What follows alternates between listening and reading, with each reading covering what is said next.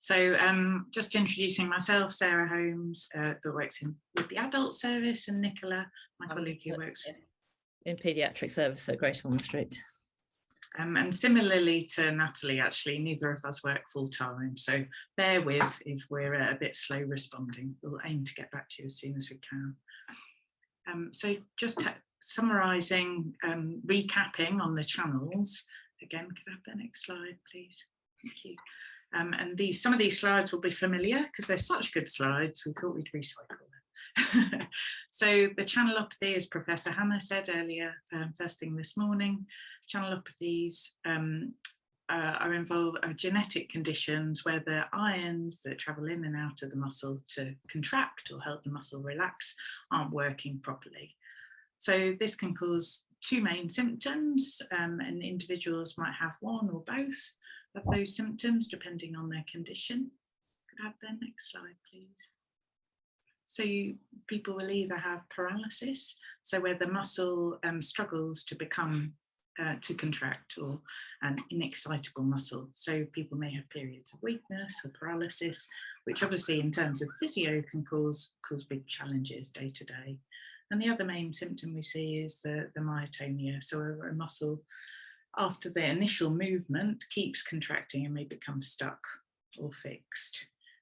So different strategies are helpful for different people, but just mirroring what Dr. J. Seeland said earlier, it's so important to understand the pattern for you and the triggers for you. And even if your other family members have the same condition, it might be that different foods or different types of exercise or pacing at different times might be a little bit individual for you. So it's so important to understand.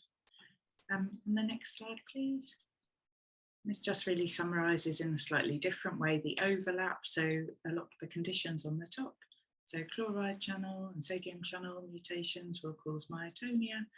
The sodium channel will also sometimes cause paralysis or weakness, with the calcium channel and then the KCNJ2 channel causing different problems. So there's an opportunity later on to share top tips, and I think that's what people tell me is the most helpful thing. And often when I'm working with patients, I'll share those top tips confidentially, of course, but I think that's so powerful, trying to understand different ways of managing and different ways of kind of optimizing control of your condition. And next slide, please. This is just a different way of representing that overlap. So we've got the chloride channel mutations on the left, where stiffness is the main concern, and often people will have cold sensitivity, or sometimes people will develop myotonia or problems if there's a change in temperature. So be that from a moderate day to a very hot day, or a humid day. It might be that these changes in weather cause and precipitate symptoms. There's the periodic paralyses, the hyper and hypo-PPs over here, where the symptoms tend to transition towards weakness, and then Anderson Towel on the left-hand side, on the right-hand side, sorry. So in terms of physiotherapy, could have the next slide, please. Tips that people tend to say are really, really helpful are individualised, of course, but graded exercise and pacing is such an important theme. Making sure that whatever exercise you're doing, your muscles are prepared for and used to. Consistency can be really key. So making sure that you're gradually working to do a little bit more, so that you're doing a similar amount every day, not pushing into pain or weakness or stiffness, and building up very gradually over many months. Warming up and cooling down, these are things that people often avoid or don't pay due attention to, but they can be really, really important in helping to manage muscle stiffness or weakness. And they help to transition the muscles in and out of exercise, so it's not such a shock. So it's muscles better prepared, and stretching is really, really important as well. So I think just thinking about physio, if we go to the next slide, please. As Dr. J. Seeland said earlier, it's so important to understand your individual triggers. We have some diaries I'm very happy to share. So thinking about a structured way of recording your symptoms, what you were doing, either what you were eating, monitoring stress, if you feel that's a trigger for yourself, exercise or food, and there'll be very different triggers for different conditions and for different individuals. But as physiotherapists, we're really keen to help you to explore what combination of medication with the doctors and the nurses and exercise, stretching, pacing, maybe diet, works best for you. And we really want to support you to find the right balance. So an opportunity to exercise, to try different exercises that help you to feel good and to keep your muscles strong, to keep moving without tipping into stiffness or weakness. Sometimes warm up can be really good, and sometimes keeping warm, and using all of these things in combination is really helpful. And the next slide, please. Another important part of our work as physios is making sure that you're active and moving. So that doesn't need to be going to the gym or doing an exercise class, but often if people have weakness or pain or stiffness, it becomes harder to move. But the knock-on effect of that is that the muscles become progressively deconditioned, progressively weaker, because they're not getting the opportunity to stay strong. That deconditioning itself can cause pain and additional weakness, some of which may be reversible. And that pain and weakness then leads on to reduced energy, sometimes fatigue, lack of stamina, and it can become a very vicious cycle. So as physios, we're really keen to help people identify how to interrupt that cycle to make sure their muscles and fitness are optimised. And I'll just pass on to Nicola now. Yep. Next slide, please. Right, so this is probably reiterating a bit about what Sian had said earlier. And I think this is probably also considerations for nursery as well, for obviously some of our younger patients that we see. But informing the school or the nursery or college is a really important aspect, because there's an awful lot that they can do to help. And that sort of depends on the setting. So nursery, obviously the children are much more able to be mobile, and it's much more flexible, whereas primary and then going on to secondary, when children are a lot more sedentary, and adaptations may be different. But the information letter can be sent out. We have a sort of a letter that can be sent out, but also, as Sian said, she can actually speak to parents and schools and to just give them a bit more information about the conditions. But as we know, everyone is different, and everyone will have different, react slightly differently, and symptoms can be different. And symptoms can be different at different times of the year. And we've heard already, you know, cold affects things. And so winter might be a much harder time for the child, whereas actually in the summer things can be a lot easier with the better weather. I think a key thing, and obviously Sarah's just said it, you know, learn your symptoms, do your diaries, work out what are your triggers, because and that can be, you know, obviously young children, it's going to be the parents that are going to be doing that. But as your child gets older, you know, into the teenage years, it's really important that they understand what their triggers are, so that they can actually work out what things help and don't.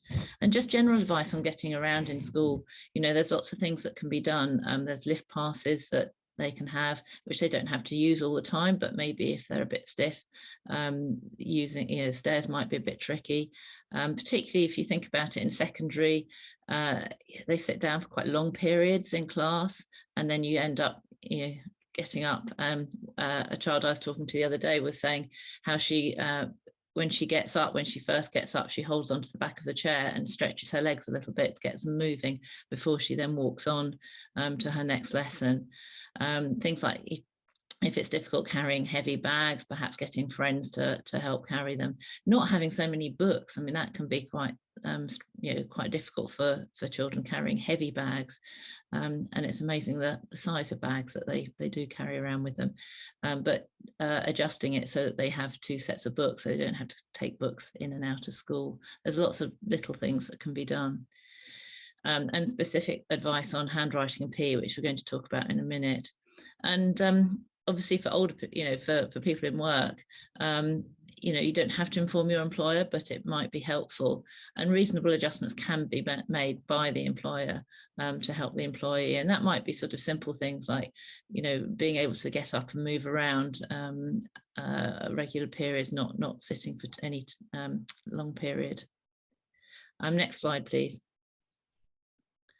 So this is physical activity in school and PE, but again, it works equally well for adults and exercise, because one of the things that we want, is for everybody to be able to do some form of exercise, whether that's just walking or engaging in PE lessons at school.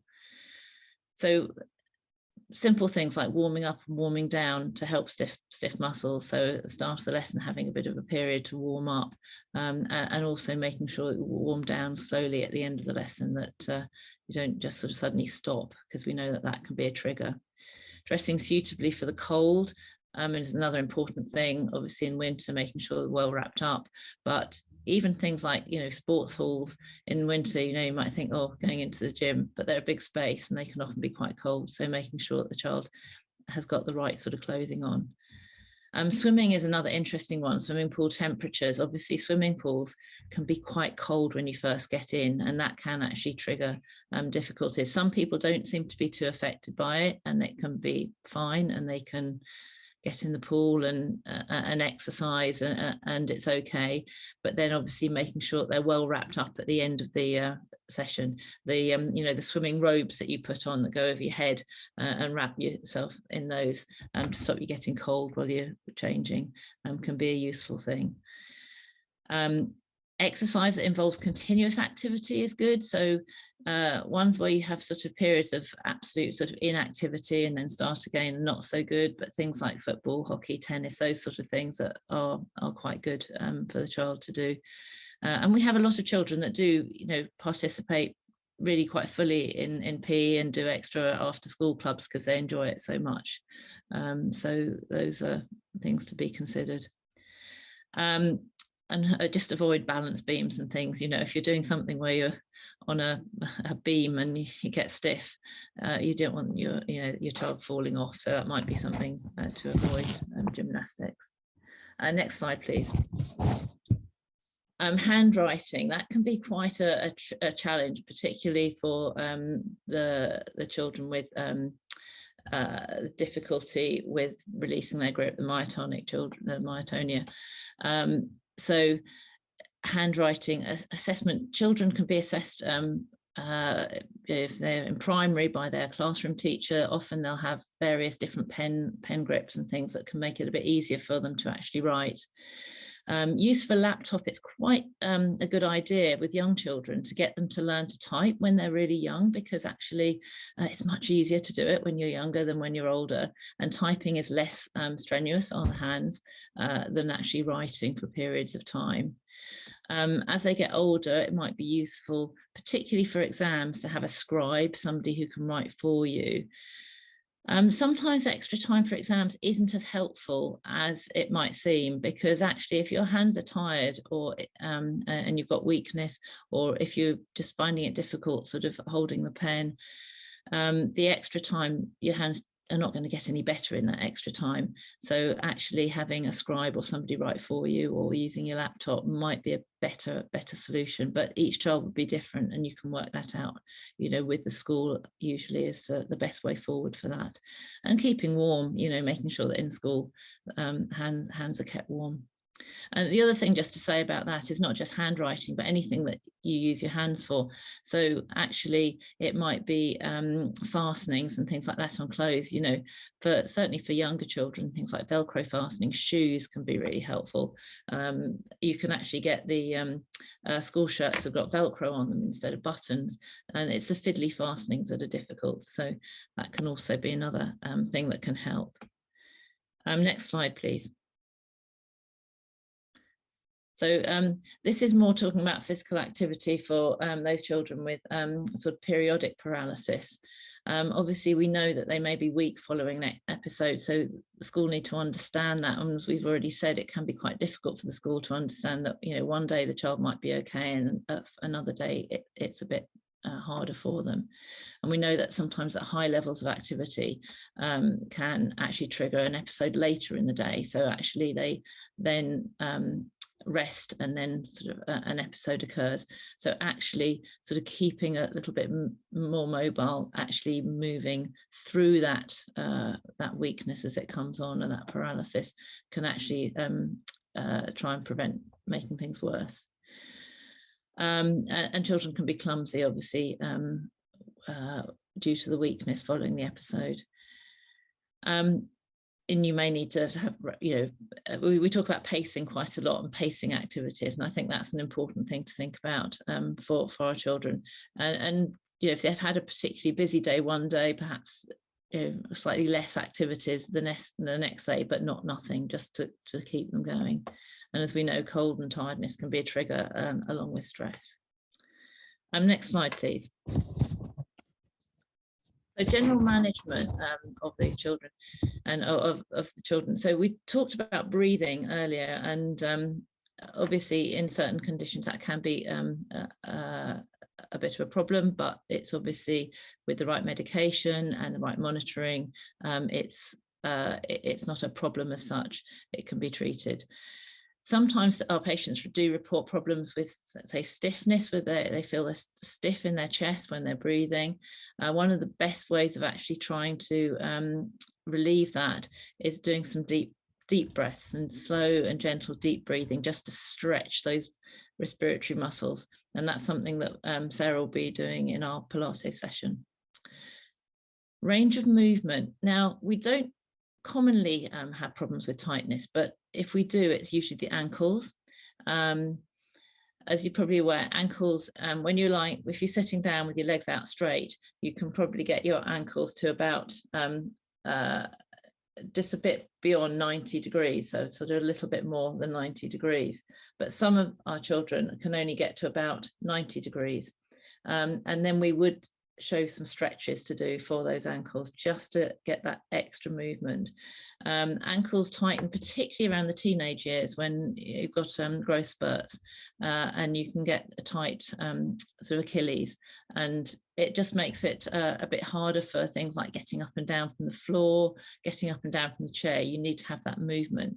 So we do try and encourage some stretches if you've got any degree of tightness in the ankles. Strength, obviously we want you to maintain muscle strength. That's really important. If you don't do anything, you get weaker, and actually we want people to maintain their strength. So nobody should be avoiding exercise. It's just how you do it. That's the most important thing. And I think something I often say is have a go, right, as well as mapping out your triggers, see what exercise works for you, see how much works for you, try and recognize that feeling of when to stop and when to rest. But yeah, have a go. Yeah, totally. And mobility, walking, yes, if you've got tight ankles, some children do go into toe walking. Not very common, but it does happen sometimes. But often with children, actual walking isn't too badly affected, although we do have 1 or 2 children who find it a bit harder, and they do use wheelchairs for maybe longer distances. But most of our children, it doesn't affect their ability to walk around every day. The spine and posture, again, it's rarely a problem, but it's something that we do monitor and look at. I think posture is a difficulty with lots of teenagers. The phones and gaming and things like that don't really help, because you end up with children who are sort of bent over all the time. And I think with any teenager, it's really important to encourage them to have good posture. One of the best ways of doing that is to get them to stand in front of a mirror and look at themselves. What posture do you adopt when you're on your phone? What posture should you be? And just getting them to stretch up and stretch into a better position and get them to feel the difference. So that's just a general top tip. Cramps, 1 or 2 of our patients do sort of report problems with cramps, and it's just the sort of treatment that you would give to cramps, really. So stretching the muscle very gently and giving it a bit of a massage, just rubbing the muscle just to try and relieve it. Often if you've had cramp once in a day, you might get it a second time. It's one of those things that sort of can be, once it's triggered, you can get it a few times. So just stretching and gentle massage. And the other thing can be warm baths and things like that, and that can help with pain.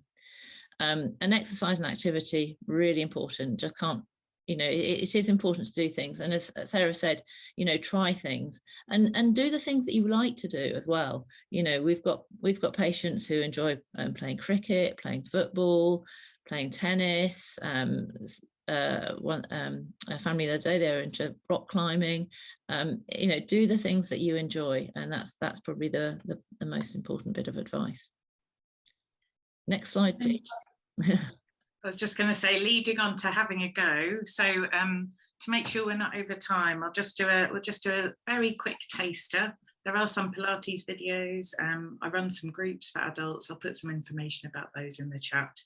But we'll just do a few minutes of Pilates, which some people say is really helpful. So if you set yourself up in the chair, just make sure your bottom's right at the back of the chair. If your feet are on the floor or on foot plates, just have a think about bringing your attention to your feet. So think about the pressure through your great toe, your little toe and your heel. And try and keep that pressure through your feet. And then moving up your body to your pelvis, if you put your hands on your waist and then slide your hands down to the bony part, that's your pelvis. Fingers at the front there on the bony part of your pelvis. If you move your fingers in a centimetre, and then down a centimetre, and just keep your fingers there with that pressure there. That'll help you to feel your core muscles. And we're going to try and get those core lower tummy muscles working now. So there are different ways, different people find different imagery more helpful, more accessible. So I'll give you a few options. I want you to first of all imagine that you've got a low belt, so a belt under your fingers there. Imagine that belt's got 10 holes and you're tightening the belt to the third hole out of 10. So just drawing your lower tummy muscles in as if you're tightening that belt to the third hole. Another way of imagining and thinking about accessing these core muscles is to imagine your pelvis, so where your hands are, as a bucket of water, a bucket full of water. So if you think about tipping the bucket backwards towards the back of the chair, and trying to drop a few drops of water at the back. And another way that some people may find it helpful to get those core muscles working is to just think about using the lower tummy to flatten the back towards the back of the chair. So hopefully you've all felt a little bit, you've noticed a little bit of tension under your fingers there. That's your core. And I want you to try and keep those core muscles working a little bit as we exercise. So relax your hands now, keeping your core engaged. I want you to come up to your shoulders, think about your shoulder blades, and imagine your shoulder blades are melting down into your back pocket. So you'll be aware of the contact between your shoulder blades and the chair. And then coming up to your head, imagine you've a string attached to the crown of your head that's stretching up to the ceiling, lengthening through your neck, and then tuck your chin slightly. So if you need to relax, you've been working your core for a minute or two there, just relax for a second and watch me. I'm just going to demonstrate an exercise that we'll do, and I'll talk you through how to set yourself up to get your core working again. So in a second, I'm going to get you to raise your hands up. So different people will have different abilities here. If you've got a lot of weakness in your shoulders, just bring your hands further along your knees. Keep your hands resting on your knees and have a little movement out. For those that can lift a bit higher, more comfortably, you can come up, keeping your elbows bent. And then we're going to together move out and follow your hand as we get a bit of a stretch there. So let's all have a go together. So contact through your feet, drawing your core, your lower tummy muscles in, so tightening the belt, flattening your lower back. You're tipping a couple of drops of water out the back of the bucket. Think about your shoulder blades melting down as you open up and soften through your neck and chin tucked. Keeping your core engaged, I want you to take a deep breath in and float your arms up as comfortable. Breathe out and open one arm as far as is comfortable, following your head to your finger. Breathe in and then relax. So different people will have different abilities. It might be that you need to do one and stop. Do whatever's comfortable, stop and then join in when you need to, when you can. We're going to set up, so core working again, so engage your core, shoulder blades down, chin tucked. Take a deep breath in and raise your hands. Breathe out as you open, in as you close, and then in, and then breathe out again, and then rest. I think we've got about 20 seconds left, so we'll just do one more run through. But the idea of this is just a mini taster to give you that idea of using your core, keeping your pelvis and your spine in an optimum position while you get some movement elsewhere. So we'll do one more quickly. Engage your core muscles, shoulder blades melting down towards your back pockets, chin tucked. Take a nice deep breath in. Breathe out. Keep your core engaged. I'm going to float your hands up here. So breathe in as you open. Breathe out as you close. Breathe in as you open, moving as far as you can. And breathe out as you close. Keep your core working, shoulders down. And if you feel able, let's do one more. So breathe in as you open.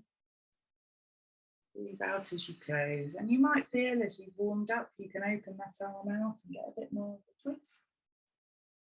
Breathe out as you close and then relax. So that is a mini introduction to Pilates. Thank you very much, everyone. And I'll hand back over to Deepa. We're going to break for lunch.